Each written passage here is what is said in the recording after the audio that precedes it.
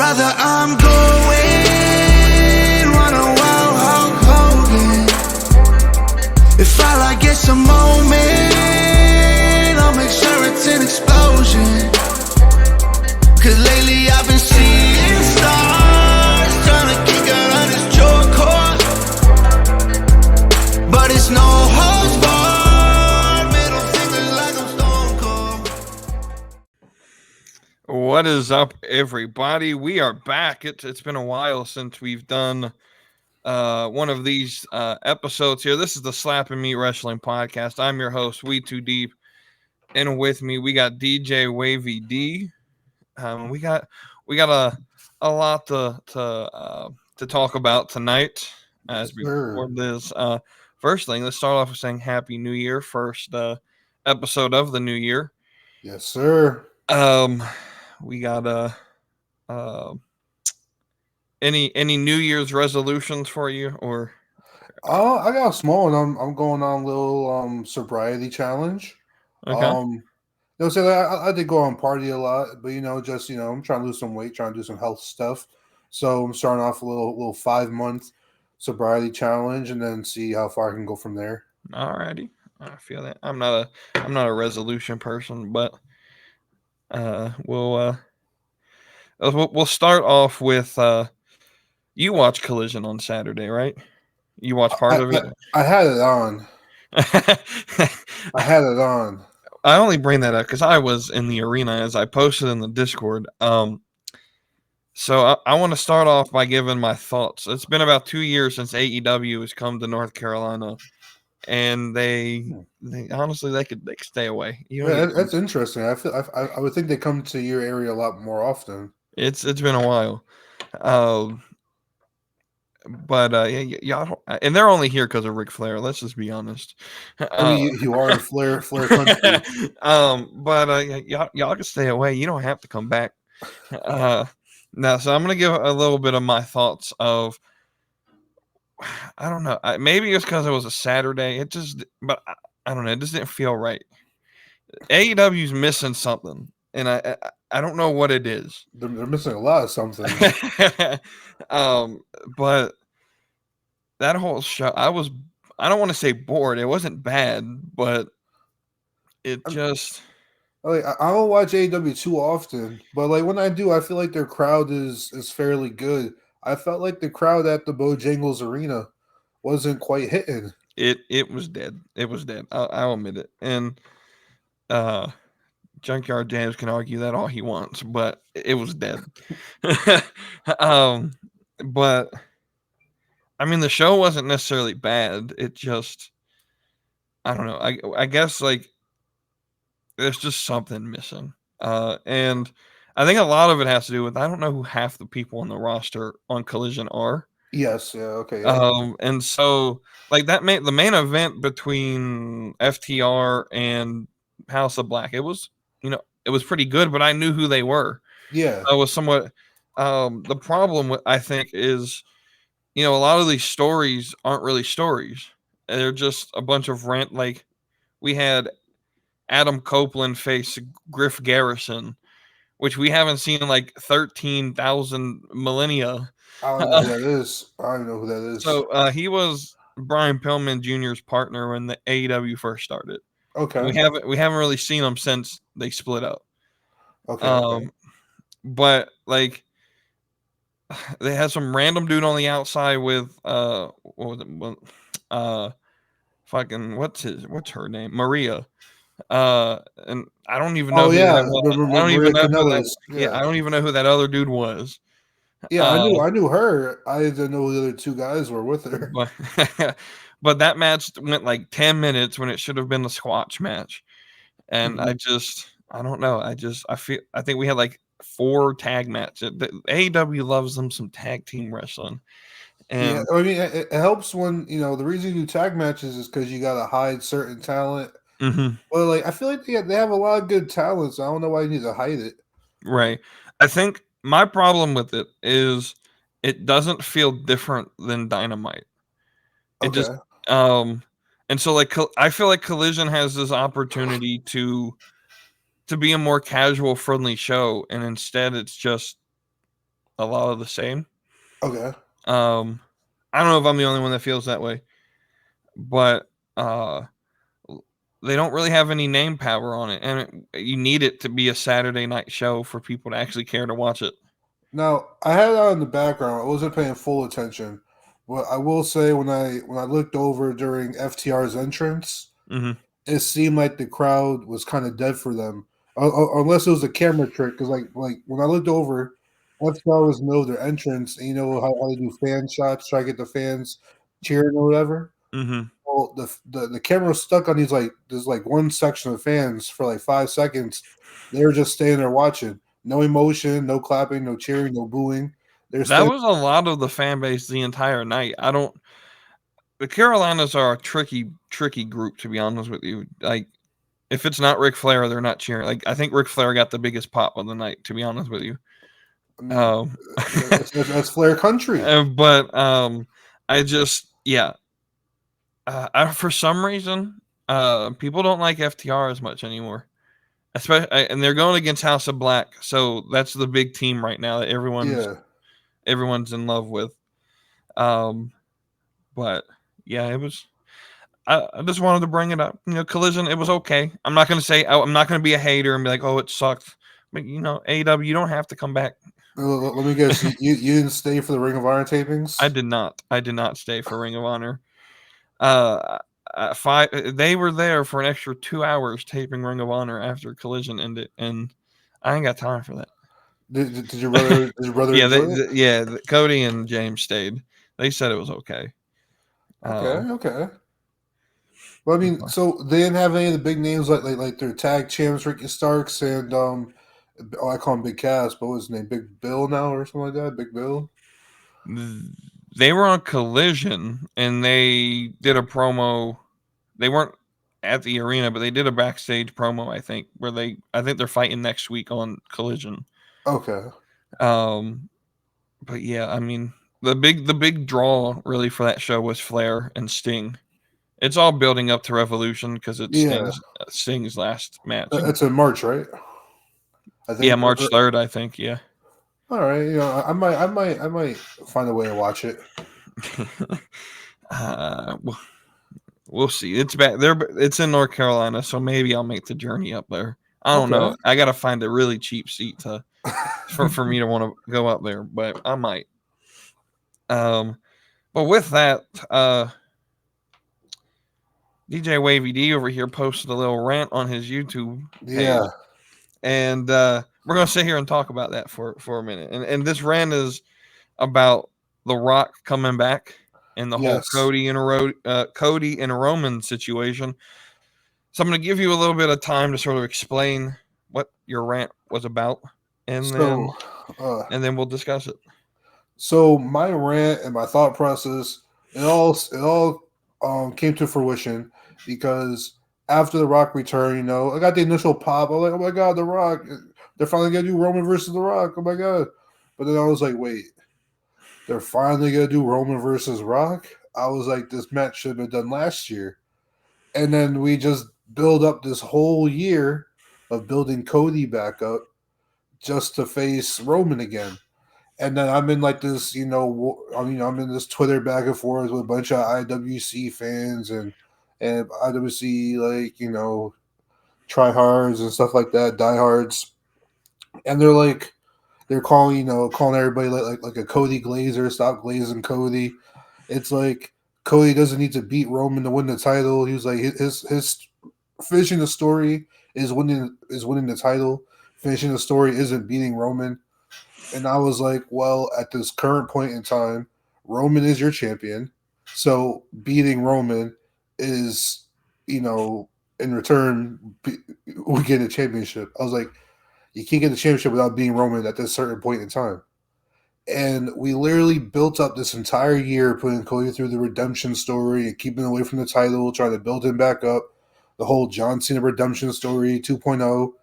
Like, this man went through fighting Brock Lesnar for half the year, and then he went to a battle with he went to the best friends, the Super Friends group against Judgment Day and all this, and now he's going against Shinsuke. It's literally always just filler to keep him as like a top talent keep him in the main event just till we get back around WrestleMania for him to face Roman Reigns. You know, saying that was kind of pretty cut, dry, and clear. And my thing is, right now with The Rock returning, The Rock is not winning the championship because The Rock winning the title is not good for business currently because he's going to be around even less to defend it than Roman Reigns. He's going to be even less on TV to promote it and promote WWE. And so him facing Roman, especially at WrestleMania for the title, is a foregone conclusion. And of course, you can do like it's for the head of the table. It's not for the title. It's gonna be a non-title match for the head of the table. Like all this stuff. I'm like, all right, that's cool and all, but then you're still have the company, have the fans complaining that Roman's not defending the title. He's like, defend the table. He's not defending the title, and it's like the main thing is, you pointed out in the Discord that Roman is getting fairly close to beating Hulk Hogan's record for third place. I believe you said he passed that sometime in September if he gets to it. Mm-hmm. And so my thought process is Roman's title reign has been so legendary at this point and so historical that you can't end it anywhere but WrestleMania or SummerSlam. And we're getting to the point where if he comes out WrestleMania with the title, all you got to do is get through SummerSlam. And then at that point, again, the SummerSlam, you're so close to beating the third place record that you might as well keep it on Roman at that point. And again, we're back to that cycle where you can only lose it at Mania or SummerSlam because his title reign is just so big. Mm-hmm. And then we get to the part where everybody's about like, well, not Cody has to beat him. Like, there's other people who could beat him. And I'm like, nobody is currently booked into a position to beat Roman Reigns. Like, people were throwing names like Sammy could do it, Kevin Owens could do it, Randy could do it. I'm like, first of all, Sami Zayn already lost. He's not currently booked into a position to beat Roman.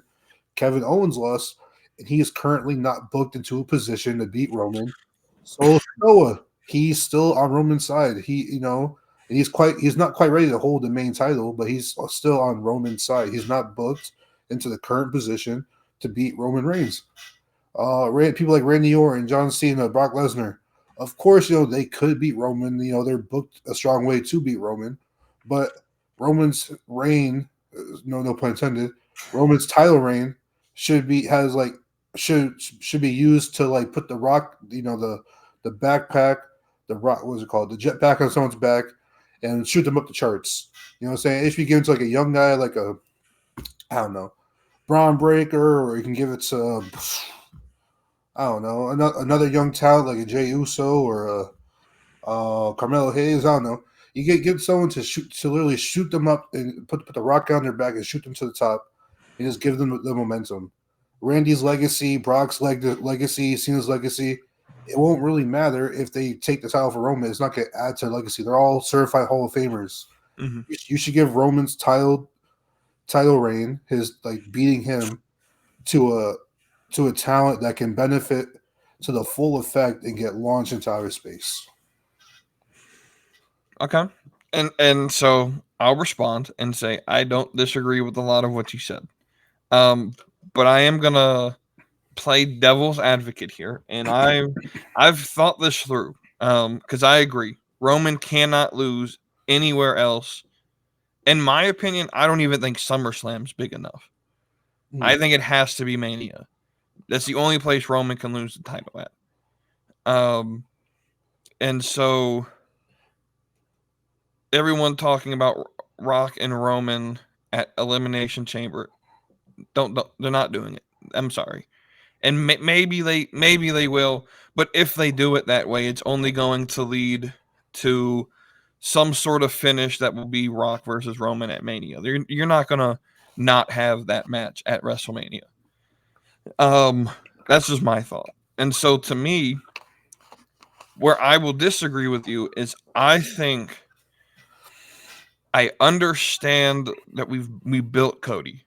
I think we could do this for another. I honestly think we could do this for another year. Now, a couple of episodes ago, sometime last year, I did an episode of like how would I personally book Cody to get him, as like a heel Cody. I think we could insert this idea that he left. He's trying to finish the story, and injury happened, and then so he came back, and then he lost, and he tried to redeem himself, and now it's being stolen from him, and sort of corrupting him into this sort of heel-like character where he, you know, at SummerSlam inserts himself, or and some part later down the line just sort of jumps the line and inserts himself. Not necessarily a heel turn, but just someone who's frustrated with his situation. I think there's some nuance there. It can get a little fuzzy with the casual fans with nuance like that. So I understand it's going to be difficult to do it that way.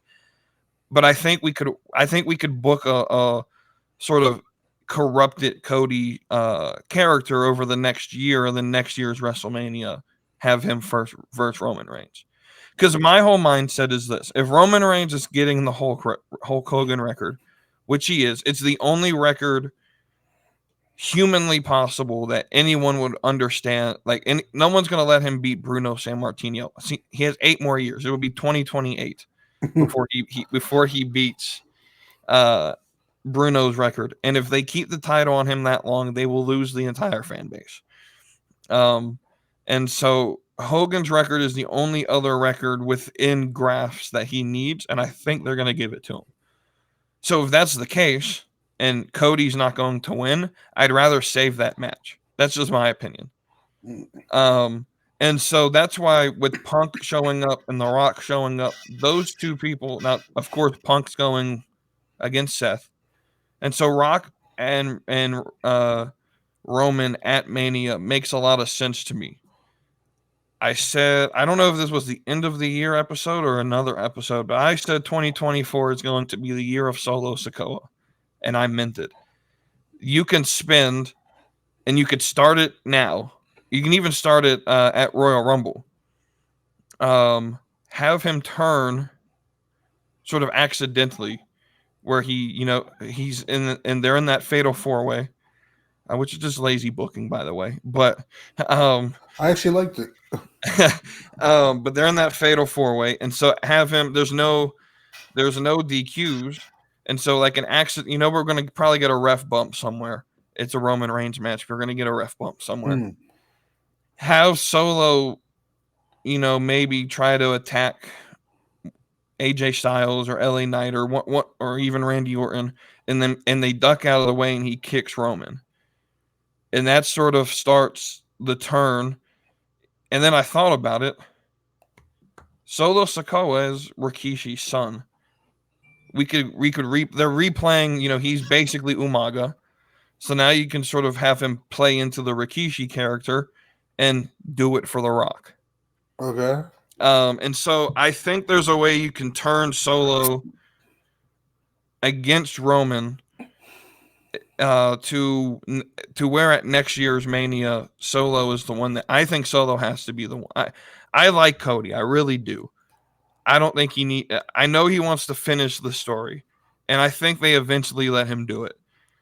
But with the bloodline story, I think it has to be within the family. It has to. It's the only way it can end. And so that's where I'm leaning. Ultimately, I do believe, it's Cody's. Cody should be going after the Raw Championship anyway. That's just my opinion. Because lineage-wise, that's the one his dad would have won, was the World Heavyweight Championship. Well, no, the WWE Championship. Oh, well, yeah, I guess, yeah, because, the World Heavyweight, technically, at least according to the WWE website, has a fresh lineage. It's not carrying on the big old one. They're not going to carry the big gold. At least according to the website. Interesting.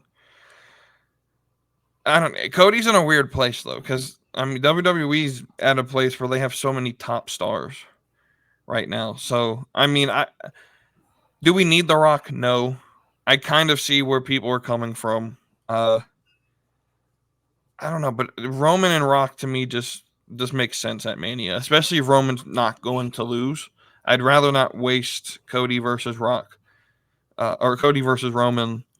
But then I saw someone put this idea of if Cody wins Elimination Chamber and then makes it a triple threat with Cody, Rock, and Roman, would you Would you like that or? I mean, I can get sold on it depending how it's booked, but I personally like at WrestleMania, I want to see like my main title in a one-on-one match. Right.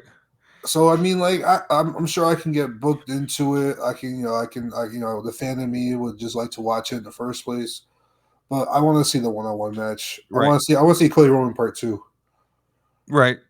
I'm thoroughly convinced this is going to be the fight for head of the table, and that's all this is going to be. There's no tie. It's like, which is going to piss a lot of people off. It's not going to piss me off because I'm a little bit biased towards Roman Reigns, and I just like the story. I think they're really just telling storyline at this point, and the title really doesn't mean anything.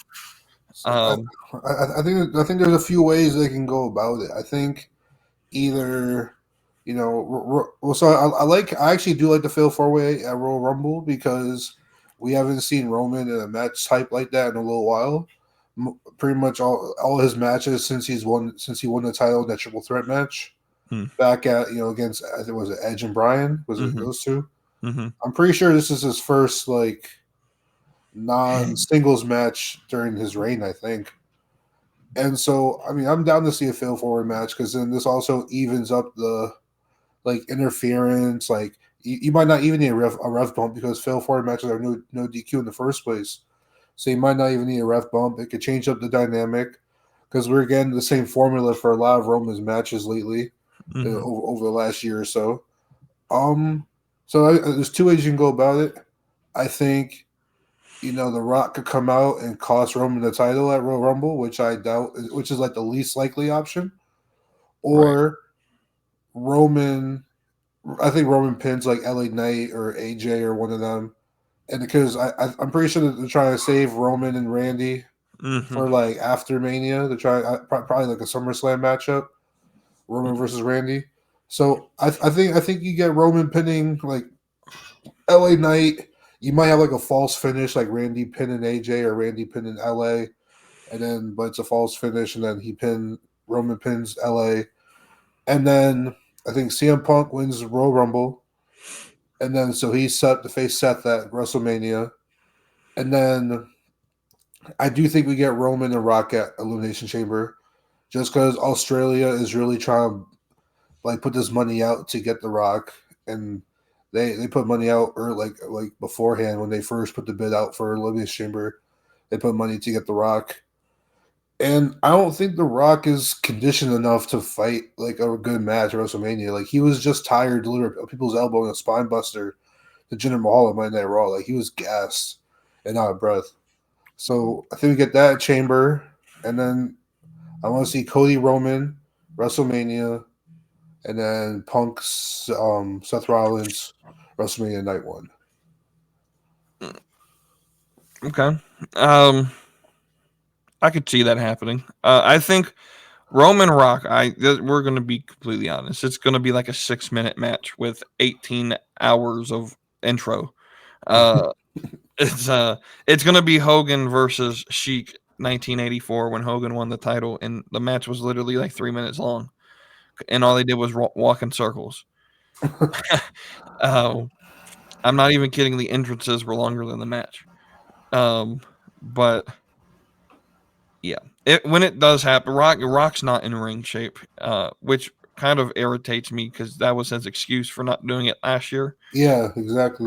And so I do get where the frustration comes in because it does seem. I wish The Rock would stop doing like TV segments in the same state that WWE is in. Yeah, it's so easy to predict who like the special guest is because he's always on TV the night he's supposed to be on WWE. But yeah, I mean, I get it. I don't necessarily disagree with you. I get why people are frustrated. I think either way, we're getting Rock and Roman. I don't know. I don't like it at Elimination Chamber, but I do see where it's coming from because it is a money maker for one of those shows that they have. Australia does have a high population of Samoans. This is true. Also, from what I recall reading, Elimination Chamber wasn't quite selling the best because it's not like in their. I guess like the way Australia is. I'm not the best at geography, But I guess Australia, their bigger cities like Sydney and all that stuff are on the other side of the country, Mhm. where Perth or whatever is on the opposite. Right. So it's not quite near all the touristy cities. Interesting. Yeah. So let's as we go into 2024, I want to sort of talk about things that you're looking forward to going in this year. It could be things that matches that you want to see or people you want to see. Think like so. I'll let you start with that. What's some things you're looking Um, forward to in 2024? I'm looking forward to the possibility that we're going to, I believe, a second straight year where a Royal Rumble match does not main event Royal Rumble, Mm. because it was Roman and Kevin Owens last year, and it's probably going to be the Fatal 4-Way this year, especially if there's interference from The Rock and stuff like that. So I'm Mm. definitely looking for Royal Rumble is my favorite pay per view outside of WrestleMania. It's my favorite pay per view of the year. Mhm. I'm looking forward to seeing the growth from Trick Williams. Mm. I think he's got a good year. He might capture like a U.S. title or Eric Continental title. He might even win the NXT World Championship pretty soon. But as far as the main roster, I think he can win mid card title. Looking forward to see what Carmelo Hayes can do this year, and to see how they bring him up. Are they just gonna throw him in the Hurt Business, or are they gonna try to give him a singles push? I'm ready to see that. I'm ready to see the R-Truth and Judgment Day stuff keep going. Did you see his segment last night? I did, yeah.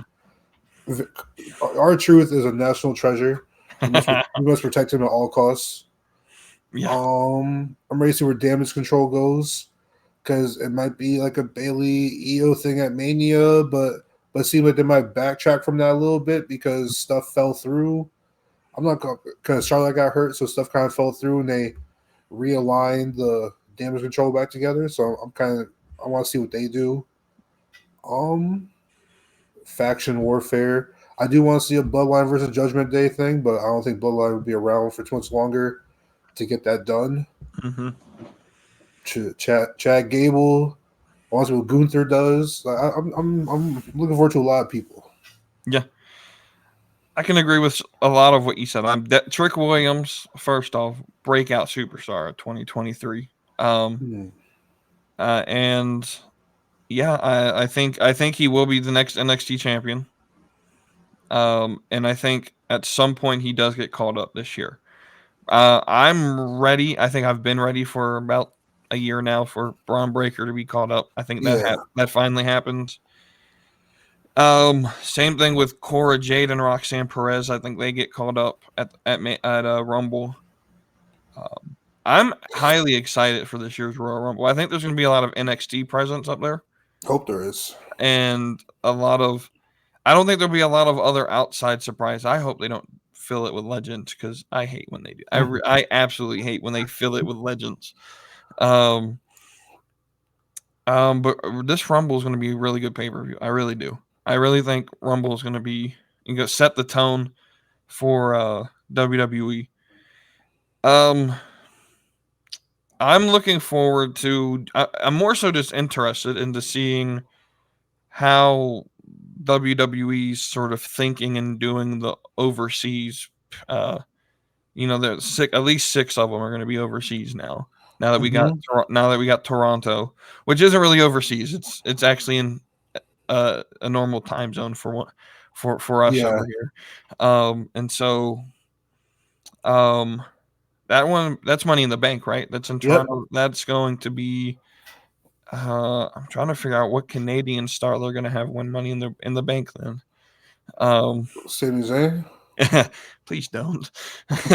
But yeah, Carmelo Hayes definitely. I'm looking to see the growth of NXT. I think it's going to become a bigger brand with all the new TV deals, and I think I'm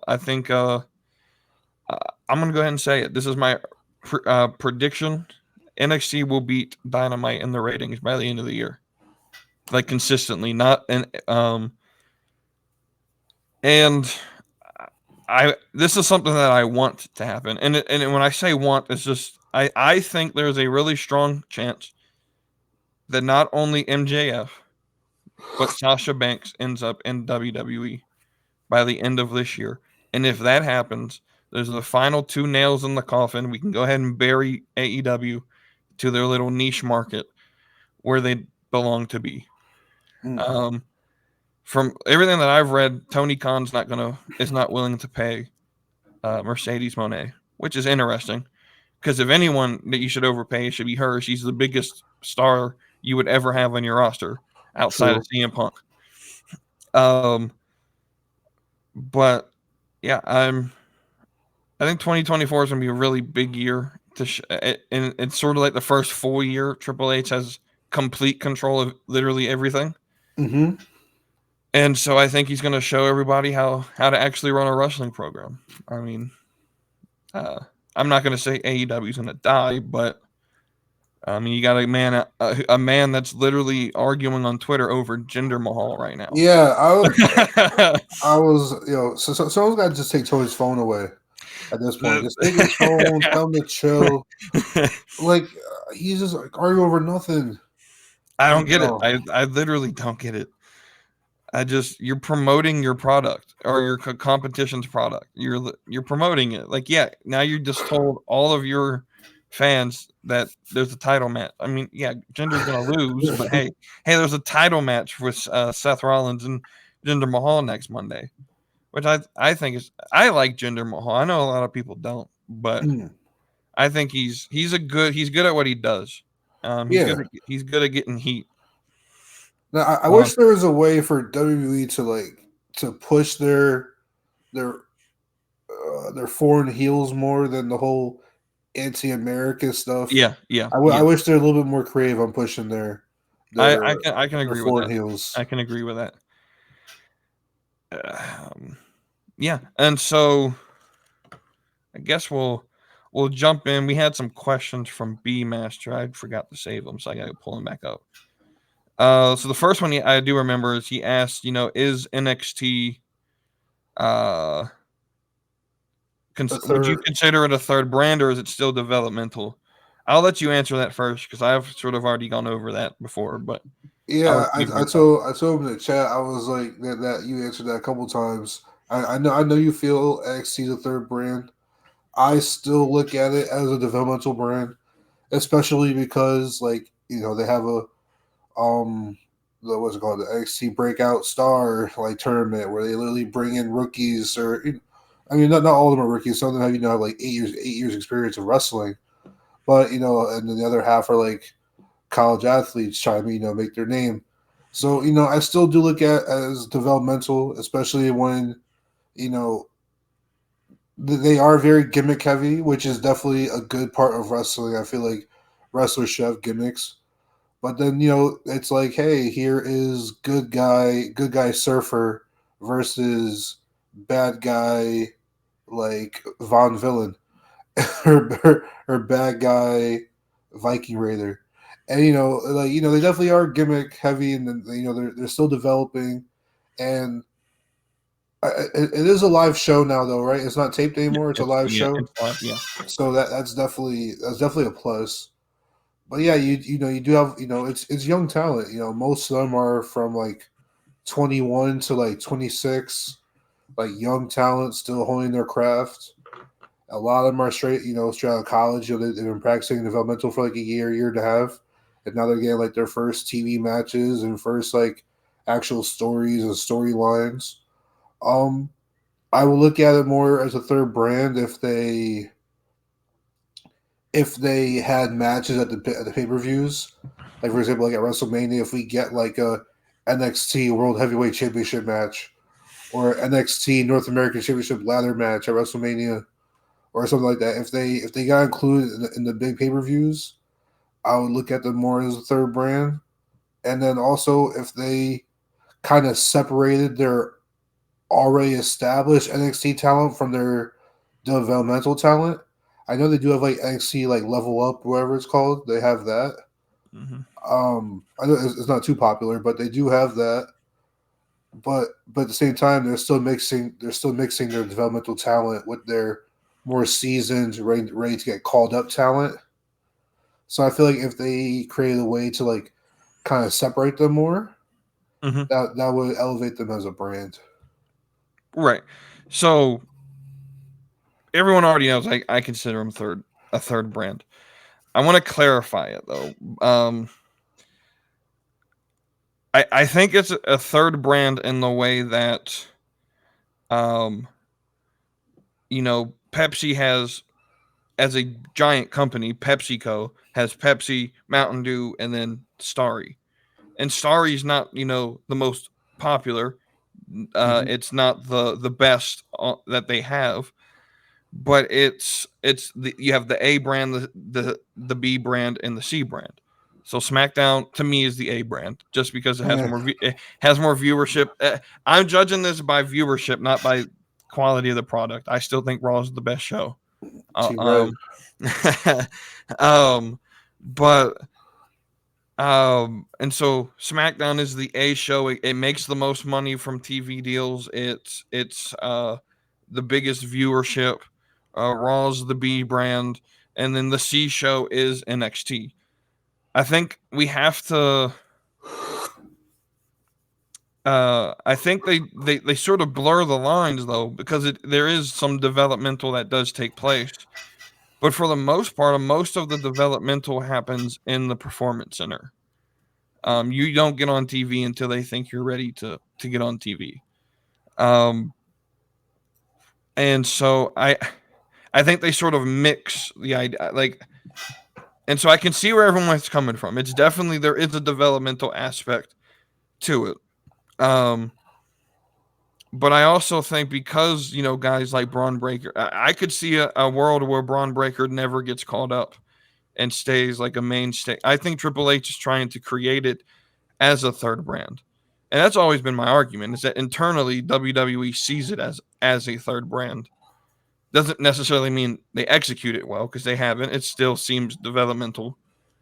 Um, but I do agree with what you said. If we could have, you know, NXT on Royal Rumble, WrestleMania, even Money in the Bank, even Mm, give, if there's 6 people in the Money in the Bank match, have 2 from NXT, mm. and give them that, because I think that adds a whole new dynamic where if the Money in the Bank briefcase goes to NXT, um, now you have to worry about, we can have that on NXT every Tuesday, and a surprise superstar like, say, Trick Williams wins it and he could show up whenever he wants on any show. I think they've started it, and I think they're going to do it a lot more this year, where they're going to do a lot of cross branding. Okay. And so I don't think it's quite there yet to the viewership. I think internally, Shawn Michaels, Triple H sees it as the third brand. It's no longer developmental. And another reason I don't quite look at it as like the official third brand is because, like, we have the clear division between Raw and SmackDown, especially with general managers having two separate general managers now with Nick and Adam. Um, but they're both sending down their talent to get some ring time and get some matches and work with younger talent. But they're not necessarily sending the wrestlers to the other show. Of course, we have the Becky Lynch who comes over to SmackDown for like Becky Lynch last, goes wherever she wants to go. yeah, little last minute fill in. But like they're sending Pete Dunne down to team with Bates, but now Bates up to SmackDown, Hmm. and they're sending kind of like talent down there to work with younger talent, and then it gets some ring time. So I think that's why, if they're not going to exchange talent between SmackDown and Raw, but they'll send their talent down to NXT to get some time. That's why I still it's kind of like, hey, um, like NBA team, saying that they got their two-way player, sitting on the bench or whatever, but to keep him, kind of fresh and keep him, not rusty, keep him in the groove. They'll send him down to the G League to practice, or down to the G League to get some games in, and then bring him back up to the roster. Saying to sit on the bench. Mm. I can see that. I could see that argument. And then his second question that B Master has is, what does it take to get John Cena, Rock, Taker, Charlotte Flair level? I guess like to make it to that level of being the top star in WWE. I'll let you start with that one as well. There's a couple like sarcastic / easy answers. Mm-hmm. Either be a longtime company man or have a famous family. Yeah, You know what I'm saying? have the last name Flair or be a Samoan. Yeah. Yeah, but yeah. So like for example, John Cena, he's an interesting case because he came in, he had the look, he had the Vince look. Vince, he like Cena had the chiseled, like short hair, like just like bodybuilder build, bodybuilder Mm-hmm. type. But he was so close to getting cut. Mm-hmm. You heard his story. Yep. That Halloween episode where he had that backstage segment with Stephanie McMahon, he was literally a week or two from getting cut at that point. Mm-hmm. But so he was in the back of the van, back of the bus, because at that time SmackDown Raw, they would travel, in their brand buses or brand, big old buses. The talent would travel together, and John Cena was talking about how he was on the verge of getting cut or whatever. He had like a month to like prove himself, and he was sitting in the back of the bus with like Rikishi and some other guys, and they're just having like a rap battle or something, just going back and forth rap battling. And Stephanie McMahon walked in on them and overheard them or whatever. I guess she was the GM of the show at the time or something like that. And so Stephanie told him like, "Hey, that's some good stuff. Why don't you implement that into your character or whatever?" And then that's when John Cena, like Thugonomics, was kind of like born or started to get into that. And so like that's what saved his career. And then from like that point on, history kind of wrote itself. He just got super popular. He was a company guy, pretty much did whatever Vince wanted him to do. And he did all the Make-A-Wish stuff. He kept his name clear. He was never in the police blotters, never getting pulled over DUIs like other people who were on the rise with the card, but they came spiraling down after a few mistakes. John Cena was pretty clean cut guy, got over with the fans. He had a good gimmick when gimmicks were a good thing. When gimmicks were a big thing, he had a good gimmick, and he also wasn't afraid to adapt. And whether through the good or the bad, he kind of stuck with his baby face. He stuck as a face. Vince didn't want to turn him. He didn't want to turn himself, and they stuck through it and eventually came out on top. Taker, he wasn't that popular before he became the Dead Man. Before he came Taker, he was working independent like indie scenes and the regional stuff. Like they had the territories back then. He wasn't doing quite well. Then eventually he got the Undertaker gimmick with Paul Bearer or whatever, and he launched from there. Again, another company guy, stuck with WWE for years. Right. The Samoans, their family thing. Flair. I think it has a mixture to do with outside of your wrestling. What separates you from everyone else? Right. Of course, everyone is trained to wrestle, and they can all take bumps, and they can all do like really. Cena proved to himself. All you need is 5 wrestling moves, talk on the mic, and be charismatic. Yeah, and I think that could launch you into the outer space. I think so. If wrestling was a sport, then yeah, it would be who's the best wrestler. But it's not. It's entertainment. And so, when we're talking about basketball or football players, and we're sitting here, okay, well, LeBron James is the best player because he's the best player. He can go out there night after night and do his thing. But with wrestling, with pro wrestling, it's you can get someone like I look at someone like Kurt Angle, who came in and understood it's not about how good he was the best wrestler, like actual amateur Greco-Roman wrestler on the planet. And he recognized right away that's not gonna cut it for him in WWE. He had to be entertaining. And so to me, it's yes, you have to be able to work in the ring, but you have to be able to make it believable of whatever character you're playing. And so it could literally be anything. And so, I mean, Undertaker is a walking or dead zombie wizard who just pops up from the dead whenever he wants to, right? And He his rides brother is motorcycles. and his brother is a demon that burned their family's house down and killed their parents. Like, yeah, the craziest gimmicks ever, but they're popular because they made them believable. And so I think there's part of it like, but so here's my question.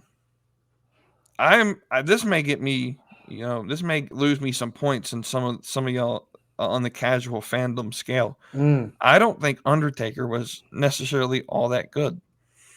Like, Like in the ring or whatever. not even in the ring. I feel like a lot of people liked Undertaker because of the gimmick, and I didn't find it all that appealing.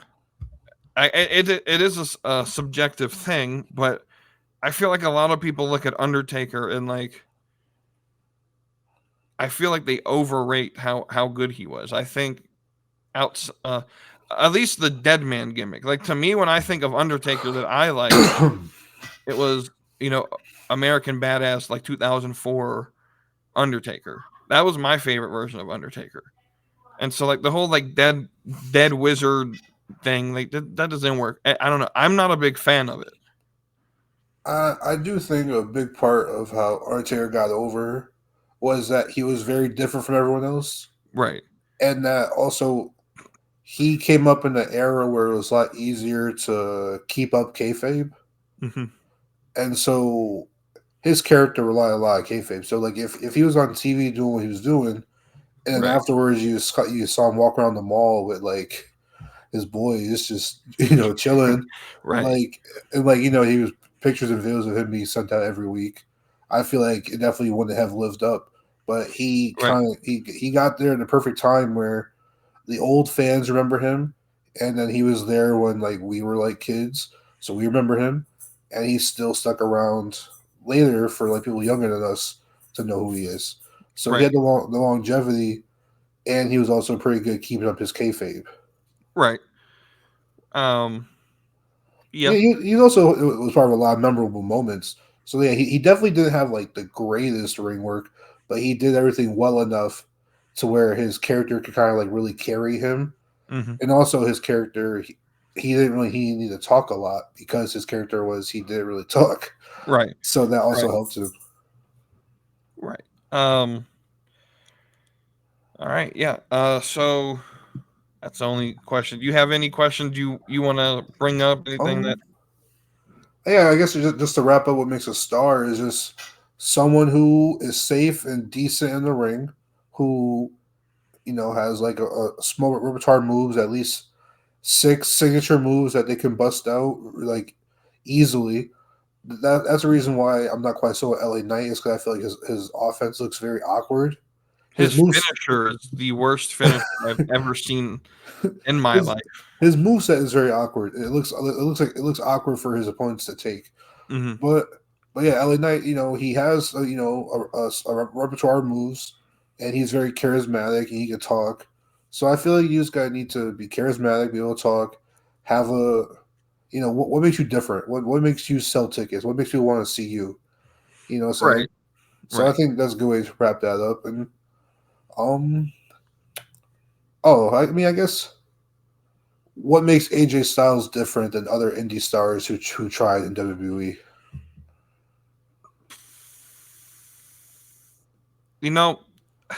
Cody's gonna kill me because AJ Styles is one of Cody's favorite wrestlers ever. Mm-hmm. I don't see anything special about AJ Styles. Okay. When you compare him to 90% of the wrestling business, he's no different than the guy working at the gym on Saturday nights. And so I think I don't because I didn't watch him in TNA, so I don't have that history.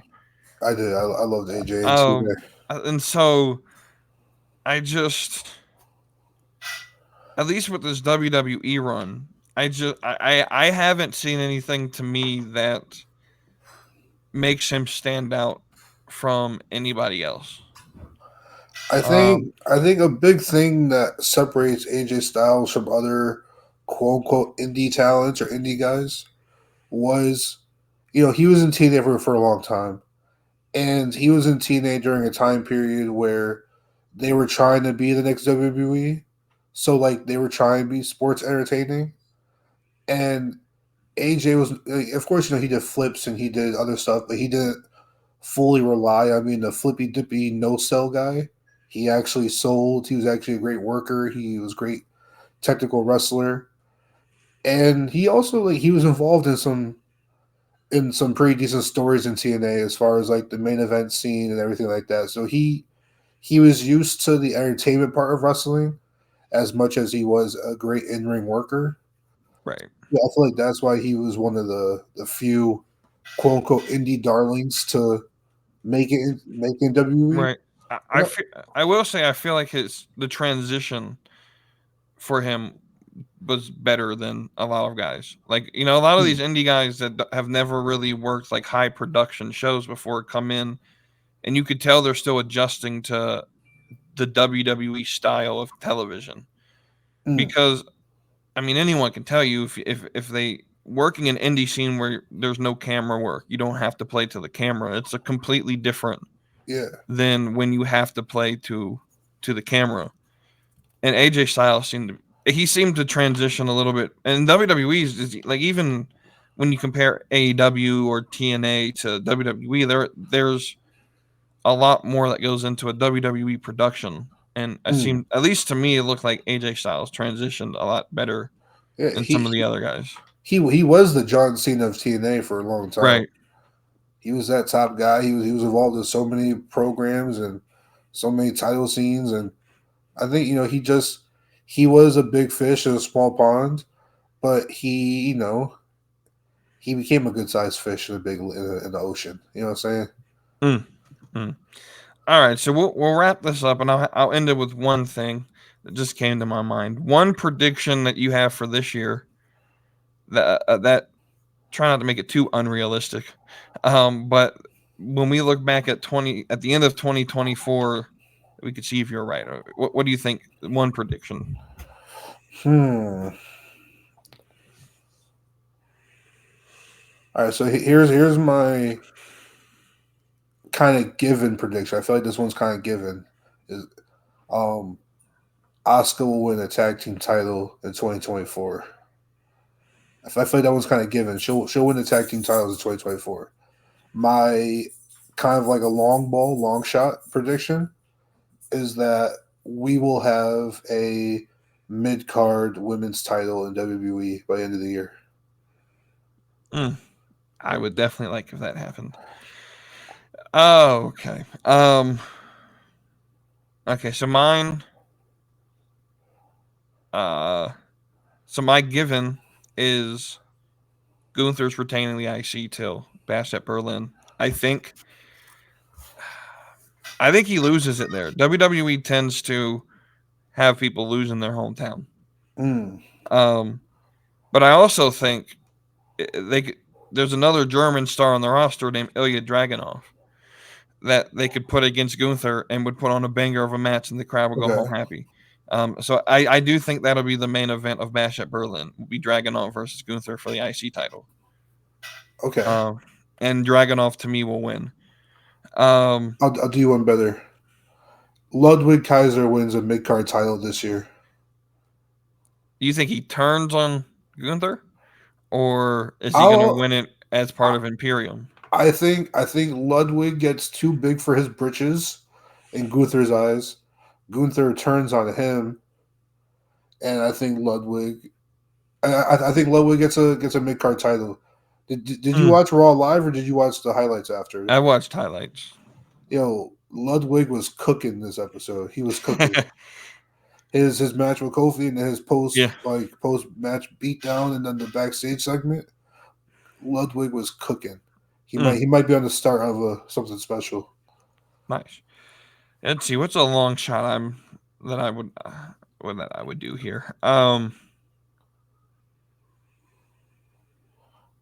I don't know if it's a long shot, but CM Punk wins the World Heavyweight Championship.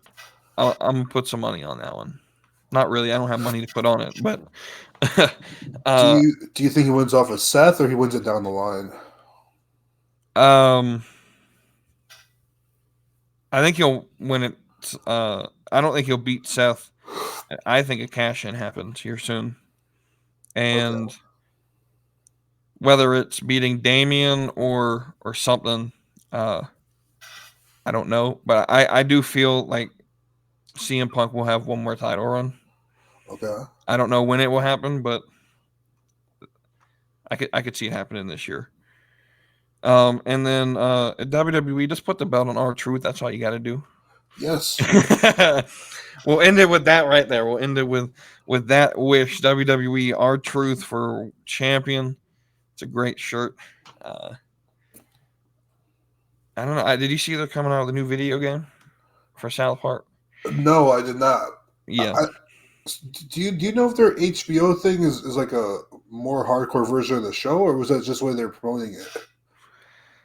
It's so South Park made a deal with HBO where they get like 7 specials a year now, where they'll just produce like individual episodes that aren't in the series. I don't know when the actual show is going to come back, but they've just been doing random like specials. Yeah, they're advertising it like it was going to be even more of a hardcore show, like more raunchy. That's what they're advertising it as, at least. I don't know. I know they're coming out with a video game. It looks pretty good. I think it comes out in like March. Did you play their first video game? I did not. Neither did I. I think it came out for like PlayStation 2 or PS3. Yeah, something like that. Back in the day. Yeah. All right. Well, that, ladies and gentlemen, is our first episode of the year, the Slap and Meat Wrestling Podcast. We will see you guys next week. Until then, have a great rest of your week. Brother, I'm going run a wild Hulk Hogan. If all I get's a moment, I'll make sure it's an explosion. 'Cause lately I've been